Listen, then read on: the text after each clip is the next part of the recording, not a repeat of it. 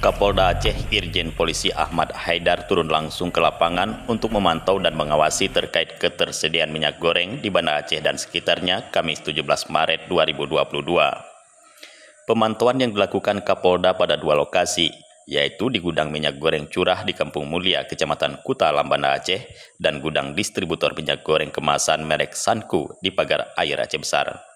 Kapolda menjelaskan tidak ada penimbunan serta stok cukup untuk masyarakat dan minyak goreng dari dua gudang distributor dijual secara normal dan lancar ke penjual lainnya. Untuk minyak goreng curah tersebut dijual dengan harga Rp14.000 per liter. Kapolda menyatakan Polda Aceh siap melakukan pengawasan untuk ketersediaan minyak goreng baik di tingkat distributor maupun penjual lainnya. Kapolda juga menghimbau masyarakat sebagai pembeli agar tidak melakukan borong seperti membeli minyak goreng sehari-hari hanya 1 liter, tiba-tiba membeli 1 kotak. Kapolda juga mengajak masyarakat menyambut bulan suci Ramadan tahun ini secara khusyuk. Untuk menjaga ketersediaan 9 bahan pokok, Polda Aceh membentuk tim terdiri dari Ditreskrimsus, tim pangan, untuk mengawasi jangan sampai ada yang menjual barang-barang kadaluarsa dan lainnya. Dari Banda Aceh, Tim Liputan Aceh Tem TV melaporkan.